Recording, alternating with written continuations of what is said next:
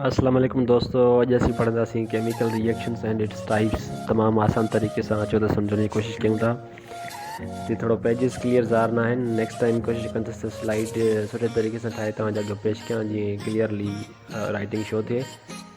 मादे मंझि ॿिनि क़िस्मनि जूं तब्दीली थींदियूं आहिनि, हिकु तबई तब्दीली ऐं ॿी कीमियाई तब्दीली।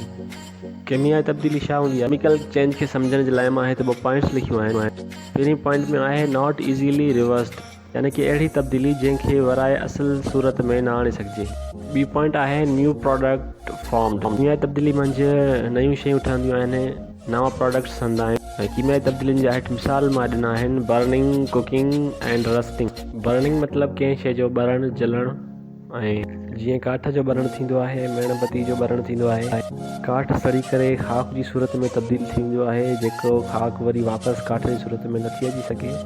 अहिड़े तरीक़े सां मेणबती ॿरंदी आहे। मेणबती जो जेको मेण हूंदो आहे उहो गरम थी करे रिझी वेंदो आहे, वापसि मेण जी सूरत में न अची सघंदो आहे। रस्टिंग मतिलबु कटिजणु आहे। मसइलनि कंहिं लोह वारी शइ खे कट चढ़ी वेंदी आहे। इहो बि हिकु केमिकल चेंज जो मिसाल आहे। केमिकल चेंज जी जेका लास्ट पॉइंट लिखियलु आहे उहा लिखियलु आहे त change in chemical properties. Chemical change जेका आहे हुन में अक्सर करे केमिकल प्रॉपर्टीज़ में चेंजिस ईंदियूं आहिनि। केमिकल प्रॉपर्टीज़ जी वॾी जेका चेंज आहे उहा आहे formation of the substance. Composition अची वेंदी आहे केमिकल प्रॉपर्टीज़ में। जीअं हेठि मिसाल ॾिनो आहे मां H2O जो। हाइड्रोजन जा ॿ एटम ऑक्सीजन सां मिली करे H2O यानी कि पाणी जो हिकिड़ो मालिक्यूल ठाहिनि था। इहो बि केमिकल चेंज में अची वञे थो, यानी कि कंपोजिशन आहे, कंप्लीट कंपोजिशन चेंज थी थी वञे। हाइड्रोजन गैस आहे, ऑक्सीजन गैस आहे, ॿई मिली करे H2O वाटर लिक्विड फॉर्म कनि था। हाणे असीं अचूं था तबई तब्दीलीअ ते। तबई तब्दीली छा हूंदी आहे? फिज़िकल चेंज छा हूंदी आहे? फिज़िकल चेंज खे सम्झण जे लाइ ऐं हिते ॿ पॉइंट्स लिखियूं आहिनि। पहिरीं पॉइंट आहे त ईज़ीली रिवर्स, अहिड़ी तब्दीली जंहिंखे आसानी सां वापसि पंहिंजी असुल शिकिल या सूरत में आंदो वञे। ॿी पॉइंट आहे त not new products formed. Physical change मंझि नवां प्रोडक्ट्स, नयूं शयूं न ठहंदियूं आहिनि। फिज़िकल चेंज जा मिसाल आहिनि boiling, melting, freezing. Physical change जो हिकु वॾो मिसाल वाटर जो आहे। त वाटर खे जॾहिं असीं फ्रिज में रखंदा आहियूं त उहो सॉलिड में चेंज थी फ्रीज़ थी करे उन में फिज़िकली जेको आहे हुनजो शेप चेंज थींदो। वाटर रेफ्रिजरेटर में रखण सां सॉलिड शेप में चेंज थी वेंदो आहे, ऐं बॉइल करण सां लिक्विड में, ऐं अञा बॉइल करण सां वरी गैस में चेंज थी वेंदो आहे। हीअ सभु फिज़िकल चेंजिस जो मिसाल आहे। पॉइंट लिखियलु आहे चेंज इन फिज़िकल प्रॉपर्टीज़, यानी कि शेप, साइज़ ऐं अपीयरेंस में जेका चेंज अचे उनखे फिज़िकल चेंज चयो वेंदो आहे। यानी कि केमिकल चेंज अहिड़ी चेंज जंहिंखे वापसि पंहिंजी असुल सूरत में न आंदो वञे, ऐं फिज़िकल चेंज अहिड़ी जंहिंखे वापसि पंहिंजी असुल शिकिल में आंदो वञे। त असीं हिते अॼु पढ़ण वारा आहियूं केमिकल रिएक्शन, यानी कि केमिकल रिएक्शन बि हिकु केमिकल चेंज आहे। हिन में हिकु प्रोडक्ट ठहंदो आहे, नओं प्रोडक्ट ठहंदा आहिनि, नयूं शयूं ठहंदियूं आहिनि। हाणे असीं केमिकल रिएक्शन खे सम्झण जी कोशिशि कंदासीं त केमिकल रिएक्शन छा आहे। डेफिनेशन आहे chemical reaction is any change which altars the composition of a substance, यानी का बि अहिड़ी तब्दीली जेका कंहिं शइ जी जोड़जक कंपोजिशन खे बदिलाए छॾे त उनखे कीमियाई तब्दीली चइबो आहे। केमिकल रिएक्शन जा डेली लाइफ में खोड़ सारा मिसाल आहिनि। उन्हनि मंझि कुकिंग बि आहे। असीं किचन मंझि फूड कुक कंदा आहियूं त उन में असां केतिरियूं शयूं मिक्सअप कंदा आहियूं, केतिरियूं भाॼियूं मिक्सअप कंदा आहियूं, त उहे गर्मीअ ते हीट ते रिएक्ट कंदियूं आहिनि, पाण में हिकु नई प्रोडक्ट ठहंदी आहे जेका कंप्लीटली मुख़्तलिफ़ हूंदी आहे हुनजी जेको आहे सो स्टार्टिंग मटीरियल खां। ॿियो मिसाल डाइजेस्शन जो आहे, यानी कि असां जेको खाधो खाईंदा आहियूं उहो असांजे मादे में वेंदो आहे ऐं मादो उनखे हज़म कंदो आहे, फूड खे डाइजेस्ट करे उन मंझां न्यूट्रिएंट्स असांजी बॉडी खे ॾींदो आहे, ऐं जेको वेस्ट मटीरियल हूंदो आहे उहो एक्सक्रेट कंदो आहे। इन तरीक़े सां ॿूटनि मंझि फोटोसिंथेसिस थींदी आहे। ॿूटा फोटोसिंथेसिस जे अमल मंझि पंहिंजो फूड तयारु कंदा आहिनि सनलाइट जी मौजूदगी में, कार्बन डाइऑक्साइड जी मौजूदगी में। ॿियो मिसाल लोह खे कट लॻणु आहे। जॾहिं ऑक्सीजन में घिम मौजूदु हूंदी आहे त उहो कीमियाई अमल करे लोह खे ॻाढ़े भूरे रंग में मतिलबु तब्दील कंदो आहे, जंहिंखे आयरन ऑक्साइड चयो वेंदो आहे।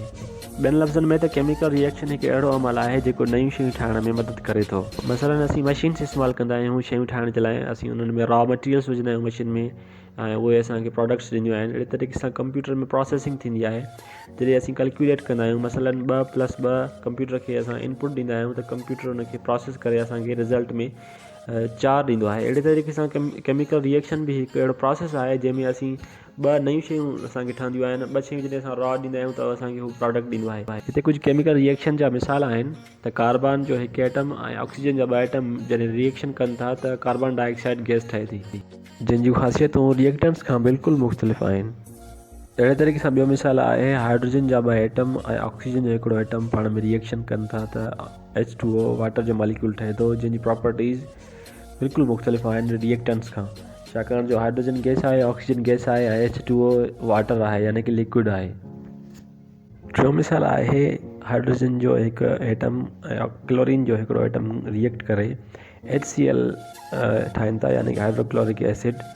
प्रॉपर्टीज़ भी बिल्कुलु मुख़्तलिफ़ आहिनि। केमिकल रिएक्शन में अहिड़ी शयूं जेके पाण में मिली करे रिएक्शन कनि उन्हनि खे रिएक्टेंट चइबो आहे ऐं रिएक्शन करे हिकु नई शइ ठाहिनि त उनखे प्रोडक्ट चइबो आहे। हेठि आहिनि रिएक्टेंट्स एंड प्रोडक्ट्स।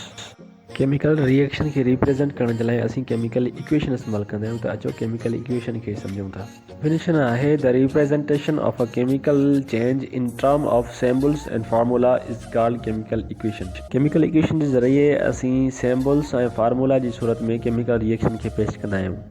हिकु मिसाल आहे 4 हाइड्रोजन जा एटम ऐं 2 ऑक्सीजन जा एटम रिएक्ट करे 2 मॉलिक्यूल वाटर जा ठाहींदा आहिनि। हीअ केमिकल इक्वेशन जो मिसाल आहे। इनखे सुठे तरीक़े सां सम्झण जे लाइ असीं कंपोनेंट्स ऑफ केमिकल इक्वेशन्स हेठि लिखिया आहिनि, उन्हनि खे सम्झंदासीं। सभ खां पहिरियों रिएक्टेंट्स छा आहिनि? स्टार्टिंग सबस्टेंस, शुरूआती शयूं जेके रिएक्शन में हिसो वठनि ऐं नयूं शयूं ठाहिनि। रिएक्शन खां पोइ जेका नई शइ ठहे उनखे असीं प्रोडक्ट्स चवंदा आहियूं। केमिकल इक्वेशन में हिकु एरो ॾिनल हूंदी आहे जेका डायरेक्शन ॿुधाईंदी आहे त हीअ 2 शयूं रिएक्शन करे हिन तरफ़ वञी हीअ प्रोडक्ट ठाहिनि थियूं पियूं।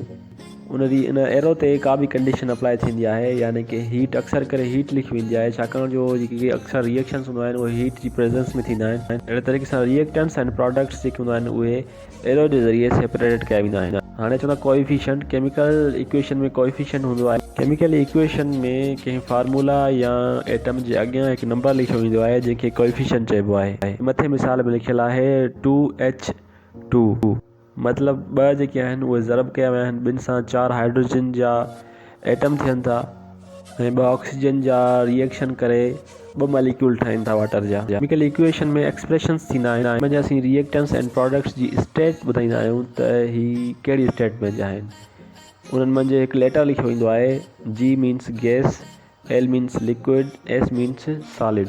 जीअं मथे इक्वेशन में ॾिनल आहे नंढे अखरनि में G लिखियलु आहे हाइड्रोजन जे अॻियां ऐं ऑक्सीजन जे अॻियां बि हिकु G लिखियलु आहे ऐं प्रोडक्ट में आख़िर में L लिखियलु आहे यानी कि लिक्विड आहे।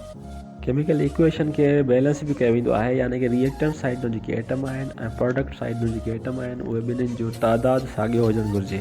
ऑफ कंज़र्वेशन जे मुताबिक़ त जीअं जो मैटर आहे न उहो पैदा कयो वेंदो आहे न वरी उहो ख़तमु कयो वेंदो आहे केमिकल रिएक्शन में। अहिड़े तरीक़े सां असीं केमिकल इक्वेशन खे बैलेंस कंदा आहियूं, जेको असीं नेक्स्ट टॉपिक में डिस्कस कंदासीं। केमिकल रिएक्शन्स जा बुनियादी 5 क़िस्म थींदा आहिनि।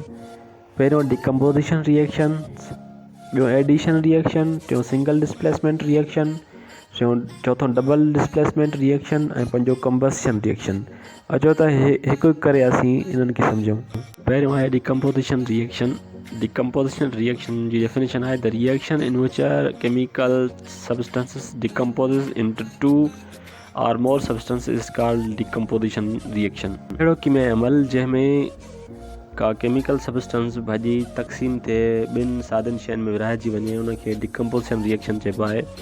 इन जा मिसाल आहिनि जॾहिं वण मुंझां पन छॾंदा आहिनि या किचिरो हूंदो आहे उहो डिकम्पोज़ थी करे टुटी पवंदो आहे, मिटी में ख़तमु थी वेंदो आहे। जीअं डेड बॉडी हूंदो आहे माण्हूअ जी, उहा बि डिकम्पोज़ थी वेंदी आहे मिटीअ में।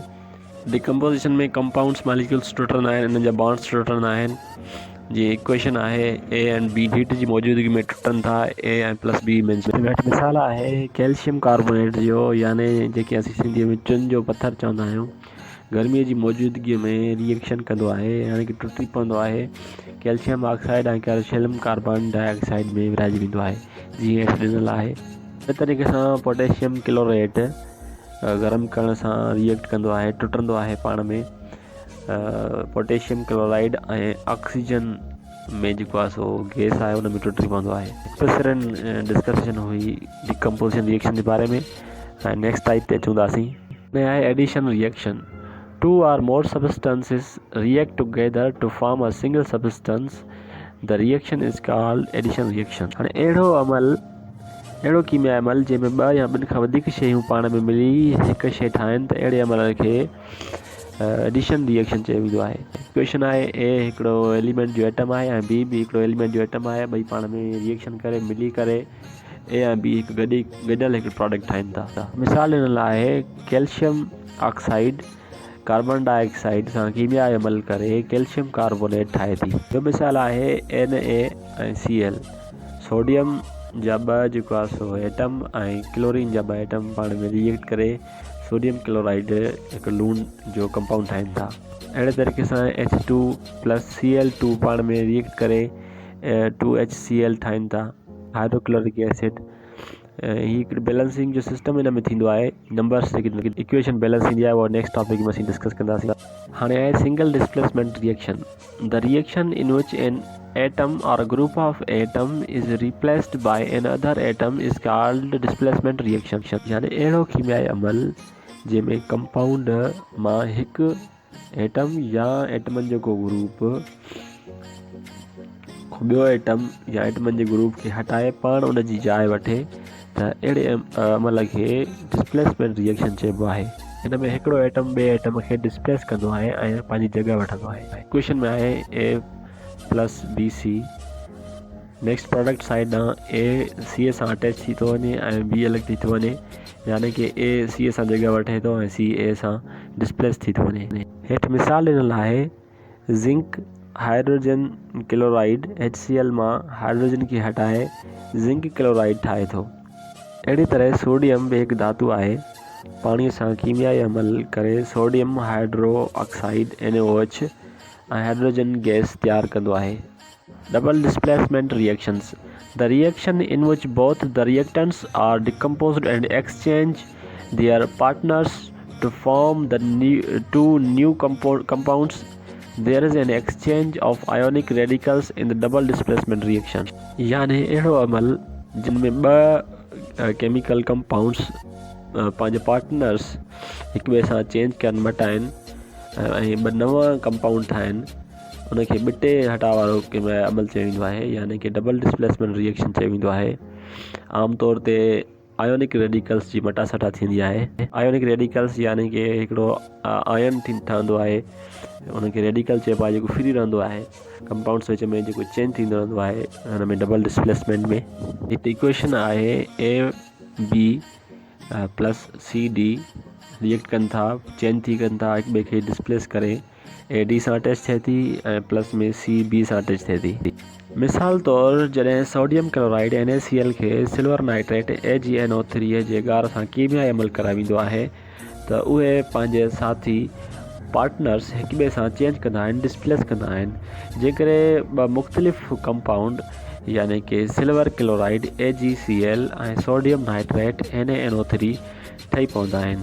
हिकु ॿियो मिसाल आहे जॾहिं कैल्शियम क्लोराइड CaCl2 खे सोडियम कार्बोनेट Na2CO3 सां कीमियाई अमल कराइबो आहे त उहे पंहिंजा साथी हिक ॿिए सां चेंज करे डिस्प्लेस करे 2 न्यू कंपाउंड्स ठाहींदा आहिनि, जिन खे सोडियम क्लोराइड NaCl ऐं कैल्शियम कार्बोनेट CaCO3 चयो वेंदो आहे। नेक्स्ट एंड फाइनल जेको आहे उहो कंबसन रिएक्शन आहे। A reaction in which substance react with oxygen of air with rapid release of heat and flame is called combustion reaction। मतलब अहिड़ो कीमियाई अमल जंहिंमें शयूं सबस्टेंसिस बिल्कुलु निज ऐं आज़ादु ऑक्सीजन सां हवा सां मिलियल ऑक्सीजन सां कीमियाई अमल कनि त उन जे नतीजे में हिकदमि यानी कि शोलो गर्मी पैदा थी वञे त उन क़िस्म जे रिएक्शन खे ॿरण वारो रिएक्शन चयो वञे थो। तव्हां ख़बर आहे त का बि बाहि या का शइ ॿरंदी तॾहिं जॾहिं ऑक्सीजन मौजूदु हूंदी आहे, ऑक्सीजन जी मौजूदगी में कंबसन रिएक्शन पॉसिबल आहे। हेठि मिसाल ॾिनल आहे त जॾहिं मीथेन गैस यानी कुदरती गैस आहे मीथेन CH4 हवा में ॿरंदी आहे त उहा कार्बन डाइऑक्साइड CO2 गैस ऐं H2 पाणी ऐं गर्मी पैदा कंदी आहे, यानी कि हीट पैदा कंदी आहे, जीअं हेठि मिसाल में ॾिनल आहे। हिन तरीक़े सां ॿियो मिसाल आहे जॾहिं कार्बन यानी कि कोयलो हवा में ॿरंदो आहे त उहो कार्बन डाइऑक्साइड गैस CO2 ऐं हीट पैदा कंदो आहे। उम्मीद त तव्हांखे बहितर तरीक़े सां केमिकल रिएक्शन सम्झ में आयो हूंदो। नेक्स्ट वीडियो में मिलंदासीं। अल्लाह हाफ़िज़।